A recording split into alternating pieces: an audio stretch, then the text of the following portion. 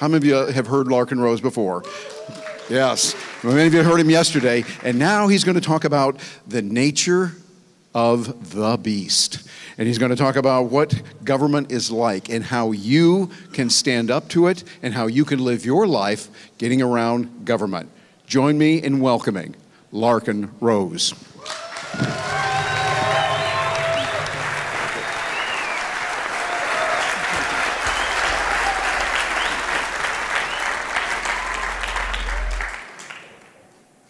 There are monsters in this world. And those people who are not aware of the monsters in this world and don't know how to recognize them and don't know how to identify them are at a distinct disadvantage and are vulnerable. I'm not talking about vampires and werewolves, but I am talking about people who look like us and can act like us for the most part, but do not think like most of us. They do not function like most of us. Specifically, I'm talking about sociopaths and psychopaths, but even more specifically, today I'm going to talk about a classification known as toxic narcissists. Now, I used to think narcissist just sort of meant somebody who thinks too highly of himself and is a jerk and doesn't really care about anybody else. In the general sense, that's what it means. But Amanda and I got an accidental education in the very specific diagnosis of toxic narcissism and malignant narcissism in the last couple of years. Now, you may think, who cares? We don't care about your personal life. Absolutely, and you shouldn't. However, there is a reason this directly relates. You see, as we were getting our accidental education in the topic, it was impossible to miss all of the very precise parallels between this mental disorder, if you want to call it that, and the state. And I don't just mean the people in the state. I think most of us are already familiar with the fact that political power, or any power, attracts narcissists and sociopaths and psychopaths. But I also mean that the state as a whole, as an institution, functions down to the detail the way toxic narcissist functions. And the reason that's worth knowing is because the same methods that defeat and disempower individuals who are toxic narcissists can also be used to disempower tyrants and tyrannical regimes. So, most of what I'm going to say today applies in two very distinct ways. The former you may or may not care about, the latter I hope you do.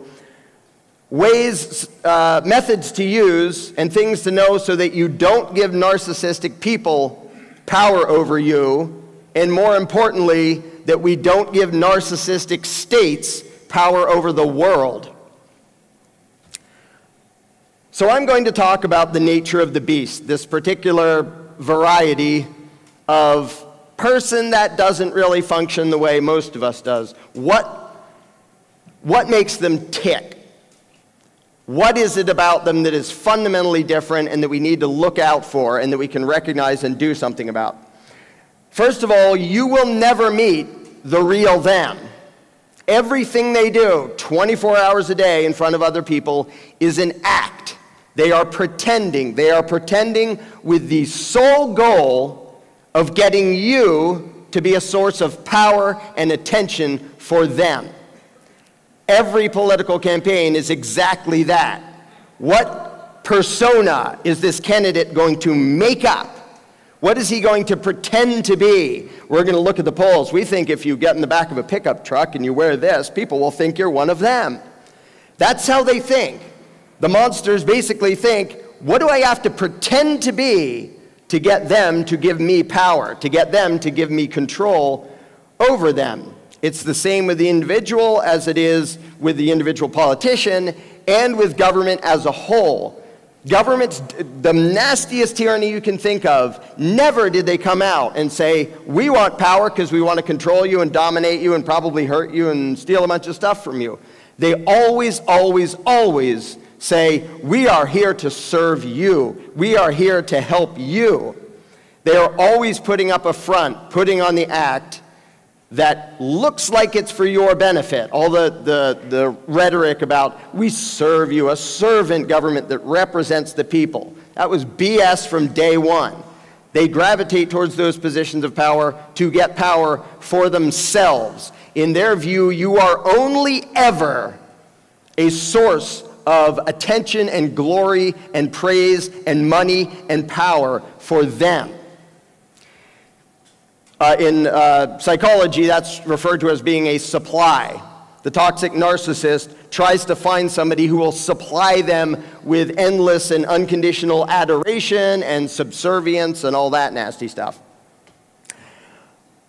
Often such people are into something called neuro-linguistic programming. This is basically the understanding of how little words and gestures can control somebody else. Now, understanding psychology can be used for two very different goals. For example, what we teach in Candles in the Dark is about understanding psychology enough to get through to the real person, to free them, to give them back ownership of themselves, to free them from the authoritarian lies they've been taught. But the same psychology can be used in the other direction to enslave people, to control people. It's what the toxic narcissist does.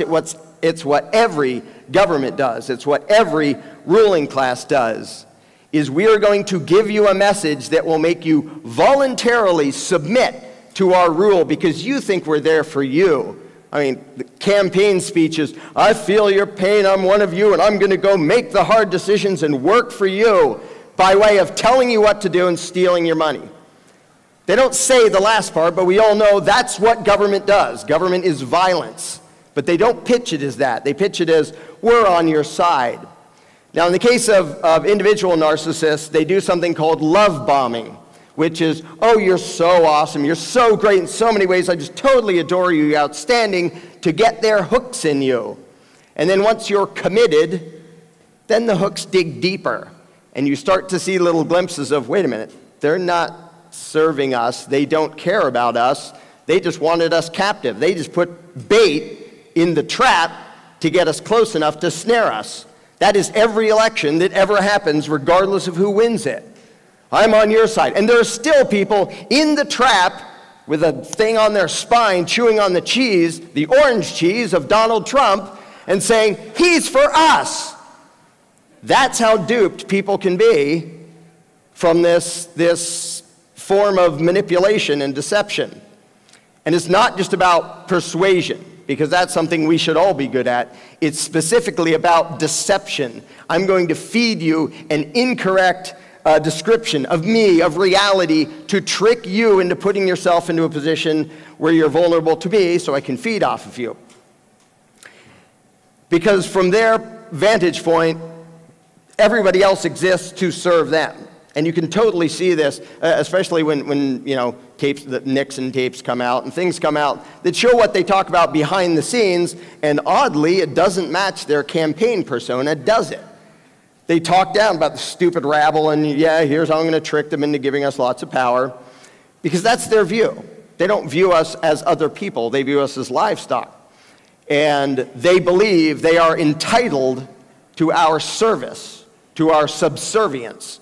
And individual narcissists believe the exact same thing. The rest of the world exists to serve them.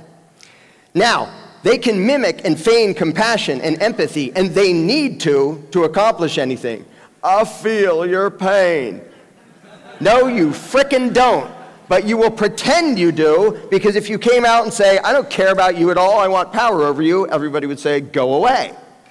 But if they come out and say, I'm going to help the poor, and I'm going to do this, and I'm going to take care of everybody, and I'm going to protect you, and I'm going to make sure everything's okay, and I'm not going to mention that the way I'm going to do that is by violence.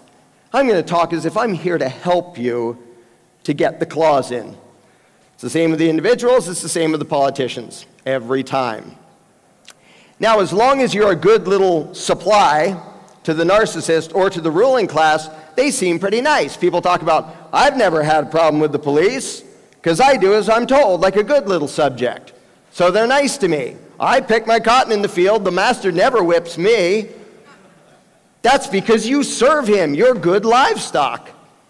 But when somebody decides not to be good livestock, again, whether it's the individual or the subject of a state, and they start to think, maybe you're not perfect, maybe my life shouldn't be about serving you, then you see the monster behind the mask, and they tend to let that slip when they get frustrated when you don't talk, as if they are gods with every right to rule you and control you.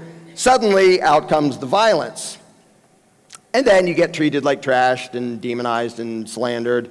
And in the case of government, you get violently attacked by their thugs with guns. Of course, they can be friendly and nice and charismatic to get into that position of control and influence because they couldn't get there any other way. So they know how to mimic decency enough to fool people.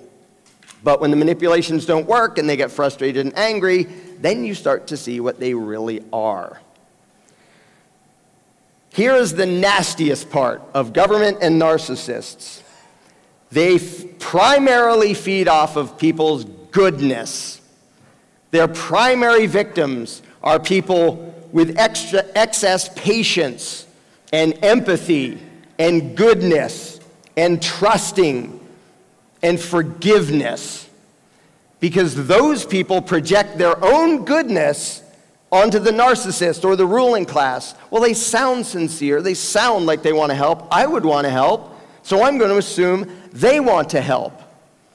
And that is what makes it so despicable that it works best on the best people, the people who are most caring, are most compassionate. And that is who individual toxic narcissists target, and it is who governments target. The political left comes out, if you care about the children and the poor and the elderly and the sick and the yada, yada, yada, you will give me the power to help them. And millions and millions and millions of people vote themselves into subservience and slavery because their goodness was used against them. And it's the same on the political right. We're going to protect the innocent from all the nasty, scary threats out there, whether it's foreigners or crime or drugs or whatever. We're going to protect the innocent. They appeal to people's goodness to make them into slaves, and that is what makes it so profoundly evil. Everything they do is to make you subservient to them. They can love you the way somebody might love a car or furniture or a pet or livestock. You are there to serve them. You might entertain them. You're the pet dog. They might sort of approve of that. They might sort of be nice to you as long as you behave. The last thing they want is for you to have your own life and your own dreams and your own freedom. Do you ever wonder why the hell politicians spend day after day after day thinking of new ways to forcibly interfere in your life? Well, today Congress passed new regulation that says you're not allowed to have a lemonade stand or something. Who the hell would think this stuff up? People who actually, really, and truly hate you for your freedoms. George Bush. There are those people. They run for office.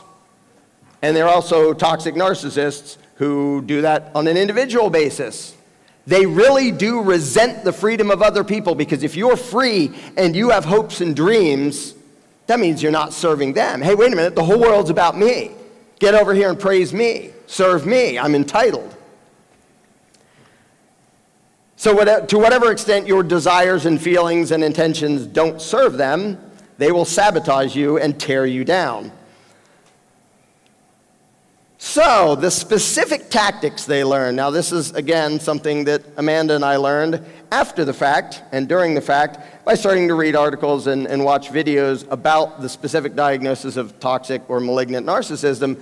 And we were amazed at the specificity of the tactics they use. It isn't just they're sort of mean, very precise, down to precise wording sometimes.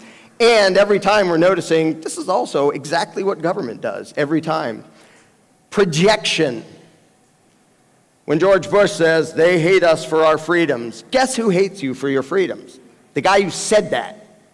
Guess who doesn't care about your freedoms or you or doesn't know anything about you? It's somebody in a cave on the other side of the world. They might care about their freedoms and not be too thrilled about the U.S. military blowing them up, but they're not out to get your freedoms. But the narcissist saying that somebody else is, he's saying that because he is. And narcissists can be amazingly specific and precise in the projection. They will exactly describe themselves when telling you how bad of a person you are. They will accuse you of being exactly what they are. And every politician there are scary, nasty, dishonest people out there. I will protect you from them. You are them. You are not protecting anybody from them. You are pretending that what you are is out there and that you are the savior against that. One of the biggest tactics they use is called triangulation, or in the political realm, that is divide and conquer. They have to pit us against each other. If we're all getting along, if we're all open and vulnerable and human, as Amanda was talking about, what the hell would we need a politician for? They need us to be scared of something. They need us to be distrustful. And so they talk to different groups to make them distrustful. Let's see if we can make white people distrustful of black people. Let's see if we can make black people distrustful of white people. Rich, poor, male, female, this country, this religion, that religion. We will pit them against each other. Now, in the case of the individual toxic narcissist, they will gossip to everybody you know, one at a time, telling bad things about every other person you know, to divide everything, like dividing it up into a pie and turning them all against you, so that in the end you are isolated and afraid and looking to them for protection. Gee, what does government always freaking do? Try to make you scared of other races, other nationalities, people who aren't like you, people who speak different languages, so that you are scared and feel isolated, and you look out at the world and go, oh, they're going to come take our freedoms. Please, government, help us. Please let us be dependent on you. And once you are scared and isolated and have nowhere to turn, then they have you. Then they have control over you. And that is the method they always use, to make people resentful and hateful towards each other, so that the narcissist or the ruler can benefit from that fear and that division. And while they're doing the fear and division trick, they keep doing it until the people are doing it themselves. And they sit back and chuckle as white and black scream at each other, rich and poor scream at each other. Or on the individual level, people are mad at each other based on the lies that the narcissist made up about both of them. And they sit back and chuckle, realizing I'm breaking all the ties, I'm weakening all of them, so that this one person, my supply, has nowhere to turn, has no power, is trapped. Yes, they really are that screwed up. That really is how they think. And like I said at the beginning, that puts normal people at a disadvantage, because most of us cannot fathom looking at the rest of society that way. I want to make everybody hate each other and make everybody think that they need to give me power and glory and attention to save the day. If we can't fathom that, we don't expect it in others. Again, we project our own goodness on others. That makes us vulnerable, because we think they would never do that. To anybody who ever says they would never do that about government, read the Operation Northwoods documents, and then tell me that there's anything they would never do. Where the top brass, the entire top brass at the Pentagon, signed off on plans to commit terrorist actions on US soil to scare the American people into going to war with Cuba. This is declassified. You can get it on the government's own website from their own archives. That is a perfect illustration of how these people actually think. And normal people, when they read that, are like, they're openly talking about creating a war based on false flag terrorism. Because that's what they are. That's what the monsters are. They're not what they do in front of a TV camera when they're trying to get your vote. And decent people need to understand that to stop falling for the lies.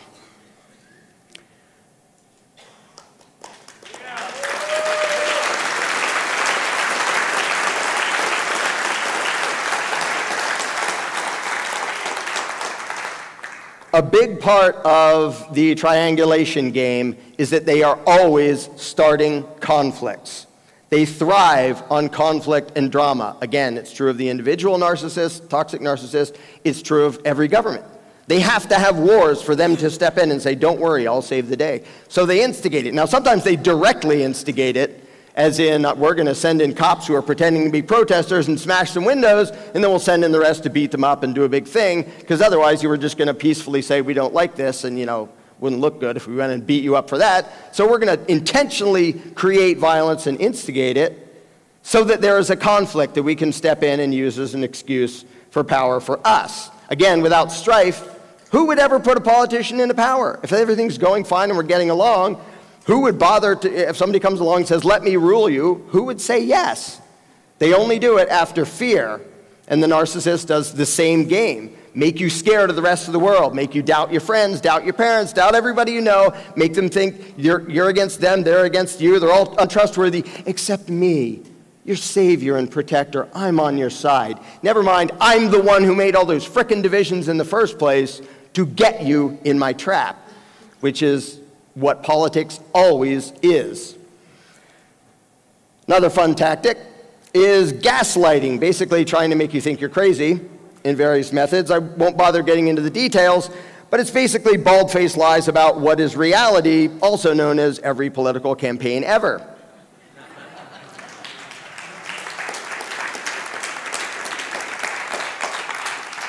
Make you doubt reality, make you doubt your own eyes, make you distrust yourself. Isn't Mexico a terrifying place? Because the government sure thinks so. I think we need a humongous wall to protect us from this? Really? I'm so terrified. I can't wait to get back behind that wall so I'm safe from all this horrible, cool weather and nice people. They fabricate a reality to make you weak, confused, and helpless so that they empower themselves and make you subservient. It is to get power over your mind. It is what the narcissist does. It is what the politician does.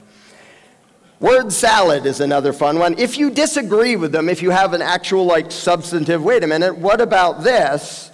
Their ego feels the hurt. They don't respond with rational counter-argument or reasoning. Instead, they'll throw out gibberish to try to knock you off balance and make arguments over nothing and make stuff up and change the subject until the entire discussion is an unrecognizable mess. And then they demonize you and insult you and go off on bizarre tangents and misrepresent what you did and what you said. Again, also known as every political debate ever. You ask a politician a simple question and half an hour later you don't even remember what you asked them because there's 87 tangents, and all of them end in "you're evil for having asked me a question I didn't want you to ask." They do everything and anything to throw the blame and shame at you to divert attention from their own flaws and errors. Again, it's what the narcissist does, it's what the ruling class does every time. They are condescending and belittling. Again, the individual does that. It's pretty dang obvious when the politicians do it. You will refer to me as the honorable congressman. No, I won't. You're a friggin' crook. They expect to be treated like royalty. And at least the politicians do it so obviously that some people kind of get creeped out by it. Because the idea that, we laugh at, divine right of kings, and, England, they still, worship their royalty. It's so silly. Oh, the president. Oh, my God. He's just a crook. He's a liar. And I don't just mean this one. I mean everyone. The people who get there are always crooks and liars. And they're constantly trying to remind you, I'm the important authority. You're the lowly subject. And I will grace you with my presence, and you can come bow before me. Yeah, no narcissism there, huh? They already believe that they are the center of the universe, and they will do everything to get you to believe the same thing. We need government. You need people like us in charge because you can't be trusted. You're the stupid animals. We are the wise rulers. And they aren't usually that blatant about the message, but that is implied in almost everything they do and why they always bash the idea of freedom. They want you to always be ashamed of yourself and feel unworthy and inferior. Again, like we're all violent animals. Now, if you don't share the view that they are superior, all-knowing, and all-important, they go ballistic, physically and or verbally. You can see this in narcissists. You can see it in politicians. If your focus is anything other than a nonstop attempt to please and serve them and give them attention and praise, then to them, you are the enemy and must be destroyed. You don't care about the poor. You don't care about crime because you won't give me power. That is always their message, because they really think they have the right to rule the world and that they should. That is how delusional they are. And whenever their purely self-centered, self-serving agenda is compromised, they insult and condemn and threaten, whether openly or subtly, whoever they view as a threat to their own ego and their image and their agenda and their power. And so you get ridiculous things like the U.S. government, I forget which, it may have been FBI, putting out pamphlets like, they might be a terrorist if they mention the Constitution. Like, how weird can you possibly get?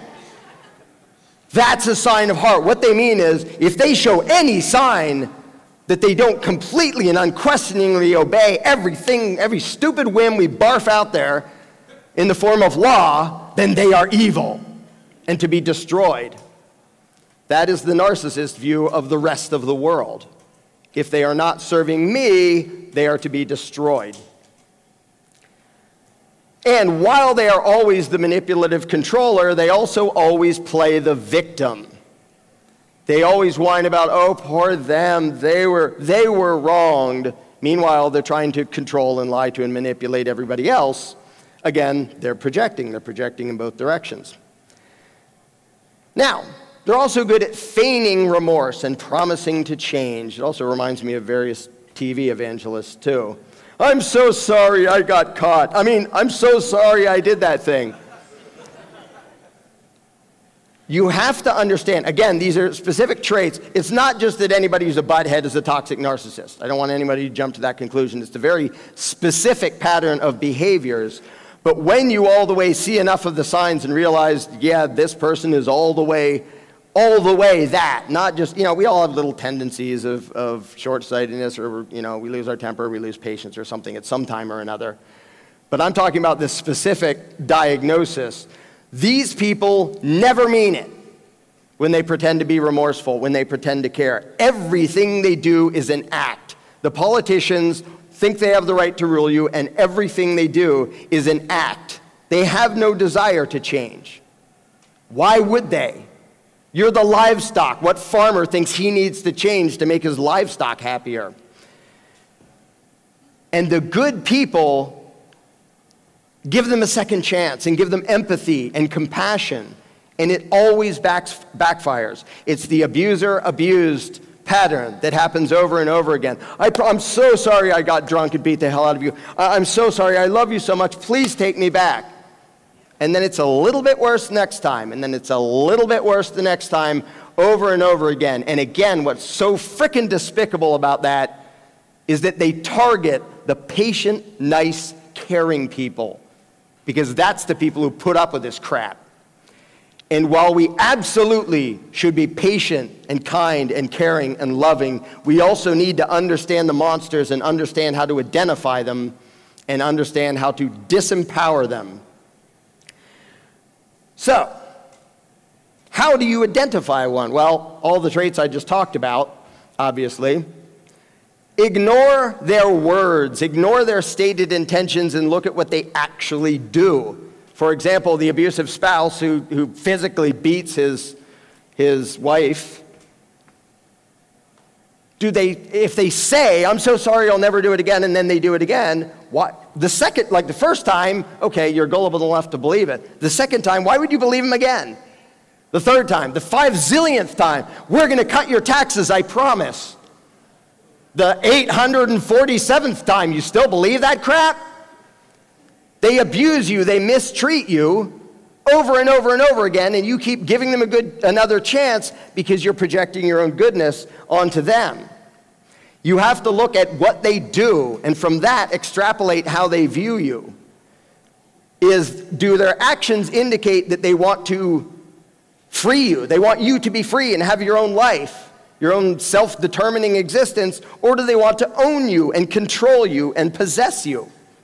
Doesn't take very long if you dare to open your eyes to recognize the difference. Do they see you as your own entity? Do they want you empowered and fulfilled? or are you just a thing to serve them? Do they want you actually happy and open? Do they care what your desires and dreams are, or do they want you isolated and afraid and distrustful?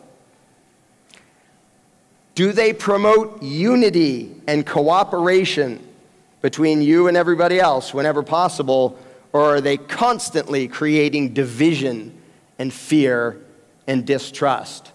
With government, I hope we all know the answer to that. Government is always about fear and division. So what do we do if we identify either, again, the individual toxic narcissist or a government that does that? And by the way, every government does that, so run the test on any government you want, and you'll see, oh yeah, that's totally them.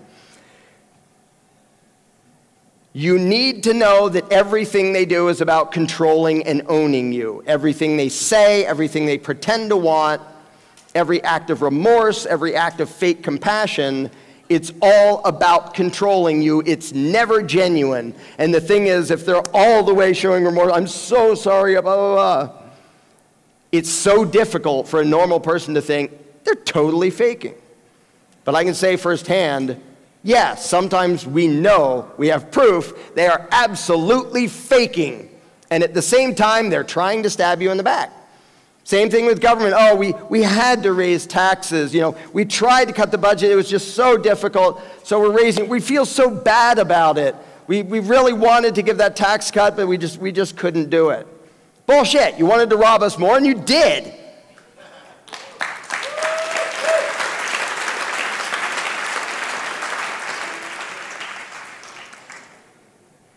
For you to be independent and happy and free is an affront to them. It really is. And that's something that's difficult for most of us to understand. Like, why would you actually resent some other person, even some other person you don't know, from being free and happy? This is why authority really is the essence of evil. And I don't say that lightly, and I don't particularly say it in a religious sense. Freedom is what makes us human. The free will, conscience, having our own sense of right and wrong and living according to that, our own dreams and our own goals and living to meet them. So the opposite of that is somebody saying, I'm going to take that and I'm going to shut down your free will. I'm going to shut down your hopes and dreams. Whatever you would have done, whatever you wanted, whatever you cared about, that doesn't matter. I'm going to make you into my servant, into my slave. It's what narcissists do. It's what governments do. Because they really and truly hate us for our freedoms. They really can't stand the idea of people being free. Again, how else would you explain them spending day after day after day finding new, stupid, nitpicky ways to stick their little tentacles of regulation into everything? Who would bother to do that? People who really and truly resent your freedom, which is narcissists. And a huge drawback of decent people is that we imagine virtue and empathy where there is none. How many people have you heard, if only the politicians heard our pleas, we need to go protest in front of the Capitol building and really tell them what they think, then they would do what we want. You think the farmer cares if the sheep go up and go, bah? That is how they view you. They don't care. You're projecting their goodness, your goodness onto them, and they don't care. He's not there to serve you. He's there to trick you into being his livestock. That is how they view the rest of the world. Unfortunately, how most people respond both to narcissists on an individual level and to government does not go well. I already talked about the pattern, and I refer to it as battered citizen syndrome. Because it's true. It's sort of funny, and it's also really sad because it's really true. People get abused over and over and over again. And if you say, how about don't give them power? What's their response? Oh, we can't live without them. It would be chaos, and I'm sure they care. We'll try again. They say they care about us. They'll be better next time. We'll just keep begging them to please be better. Because I know deep down inside they care about us. No, they freaking don't. And how many times are you going to allow yourself to be abused Until you figure that out, until you figure out what they are, until you see the monster behind the mask they wear, until you know the nature of the beast. When you try to explain to them and appeal to them, here's why what you're doing is wrong, they don't give a crap. They don't care about hurting you. And there are so many examples of this. They don't push gun control because they're so stupid they think that would reduce crime. They know it will make matters worse. They know it will make more violence. They do it because they don't want their sheep having guns.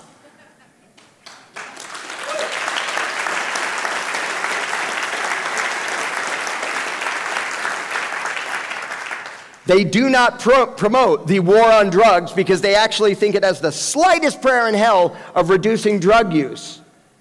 They know better. They know that is not the reality. They do it knowing it will cause shootouts, knowing it will cause violence. The entire frickin' cartel problem in Mexico is the fault of the United States government and its stupid war on drugs, and they know it.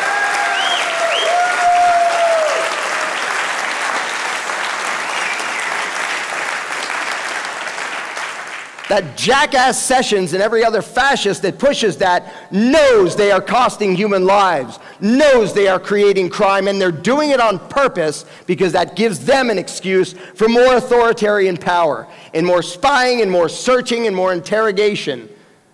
That is why they do it. And to those of us who are imagining that they're at least half decent or have good intentions, it doesn't make any sense. Look at these facts and figures, Mr. Politician. Look, this is making more harm than good.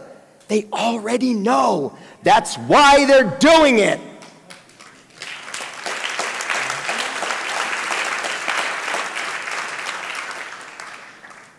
When you identify somebody who is a narcissist or a government who is a narcissist, don't give them another chance. Again, I'm not talking about anybody who said something stupid or got angry. I'm talking about this specific category of people, or every ruling class. Don't give them another chance because their entire agenda is making you subservient, empowering themselves at your expense. Don't give them another chance to do that, ever. Projection goes in both directions. Do not project your goodness onto them. Don't let them mistreat you because you keep expecting them to be decent human beings when they show every indication that they aren't. The victims need to stop empowering the abusers. Every government in the world gets its power from the decent people who have actually been duped into believing that giving them that power is necessary or good for society. You have to understand the monsters and how they function. As an analogy, the cop pulls you over, and so many people think, if I just explained to him why I was in a hurry and I had to rush and blah, blah, blah, blah.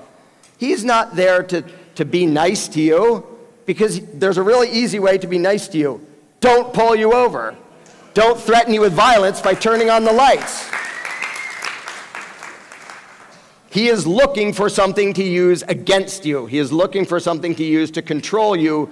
Don't talk to him as if he's your buddy. He just threatened to frickin' kill you. That's what the red and blue lights mean. You will stop now, or I will call my other gang members, and we will stop you by any means necessary, including frickin' killing you. They don't do that to help you.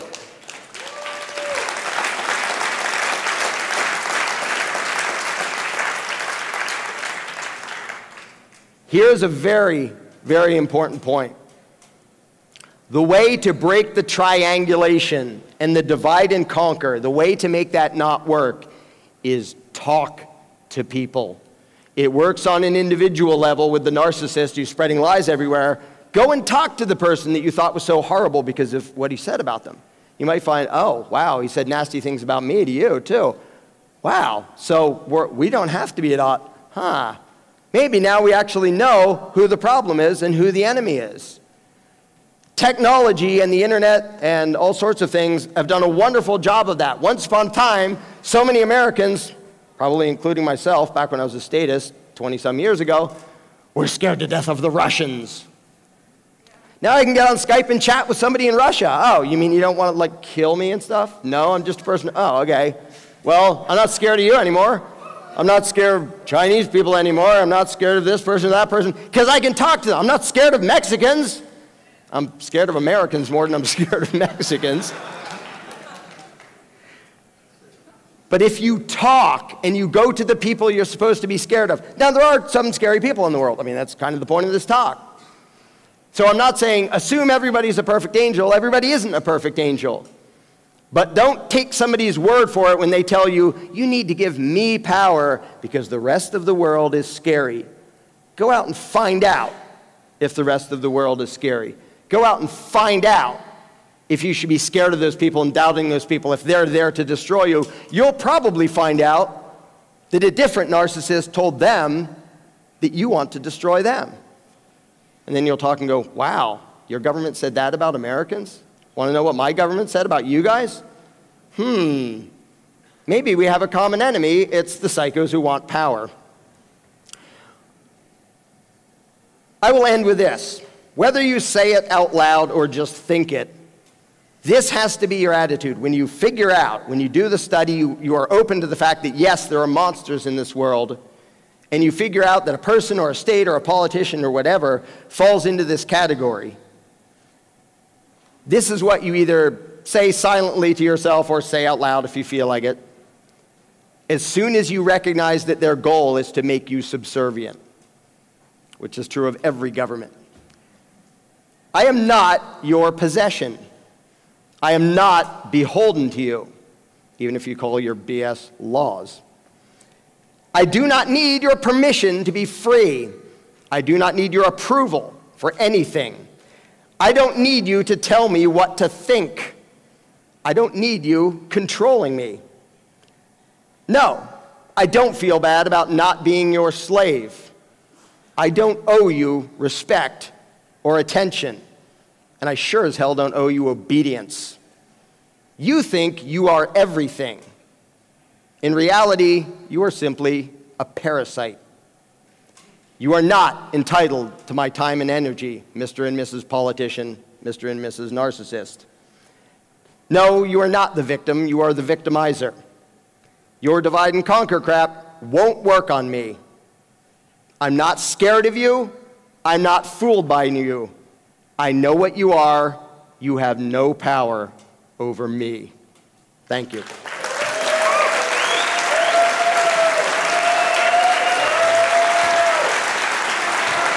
Rose. Great job, buddy. Thank you. Great job.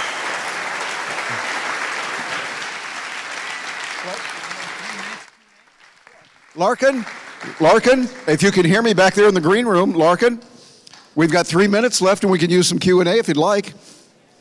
And by the way, we just discovered one of these red government says we own you documents, but it might be important to someone check and see if you have. It's a red called a passport.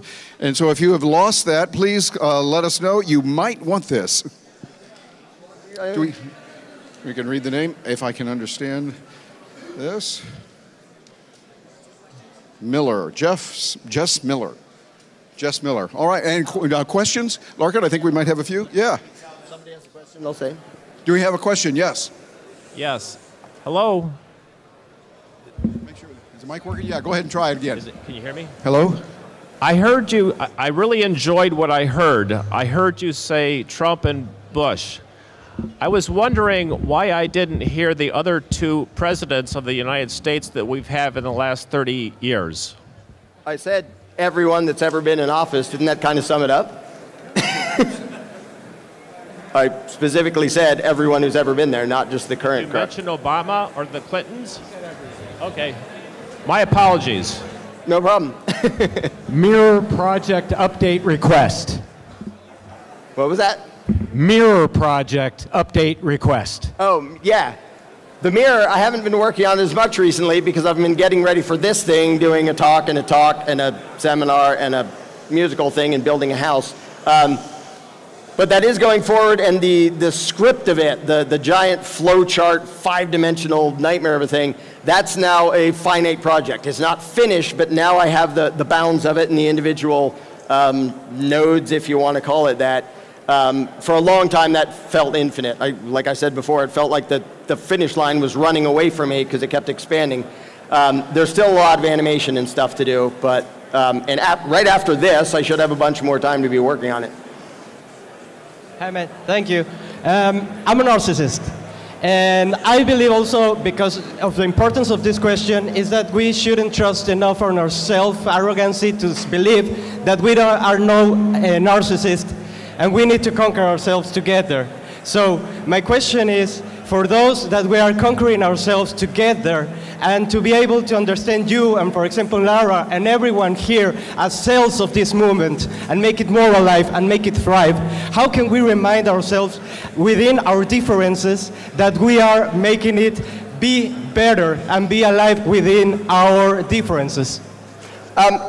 Sorry, the main speakers are facing that way. It's a little bit hard to hear. All I hear is the echo off the back wall. Very difficult to hear right now. Okay, hold on. Everybody, please be quiet or go outside. This is the most important part of what we're doing here, right? The questions, interacting with what's on stage. It's amazing. So please, quiet or outside, just for this part. Thank you. So ask the question. Okay, sorry, try again. Yeah, thank you. I'm a narcissist, and I believe that we should be careful of people that are thinking that they are not narcissist. We are in different degrees, and the most important question of this is for making this alive.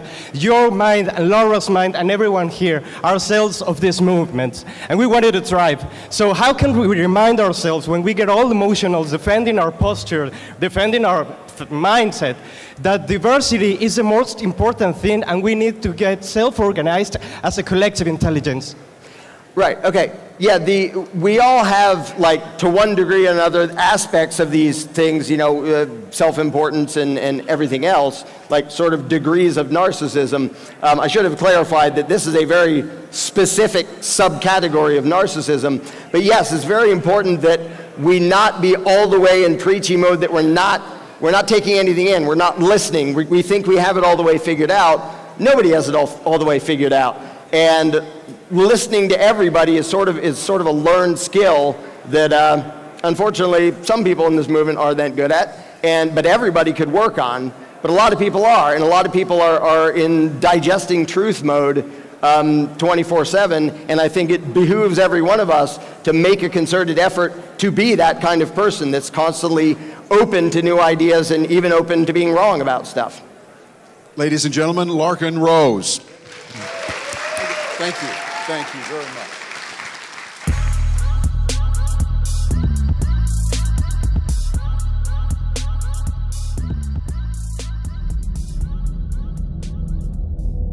There was an idea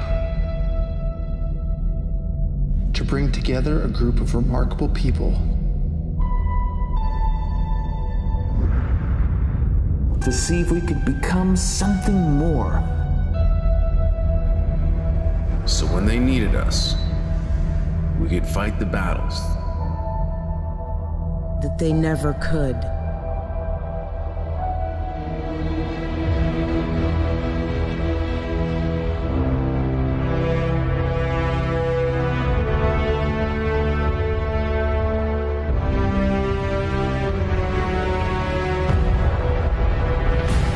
In time, the state will know what it's like to lose. To feel so desperately that it's right, yet to fail all the same. Dread it. Run from it. Freedom still arrives.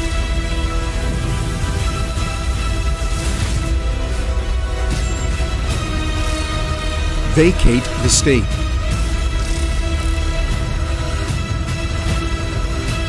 Engage all the speakers and get this man a microphone.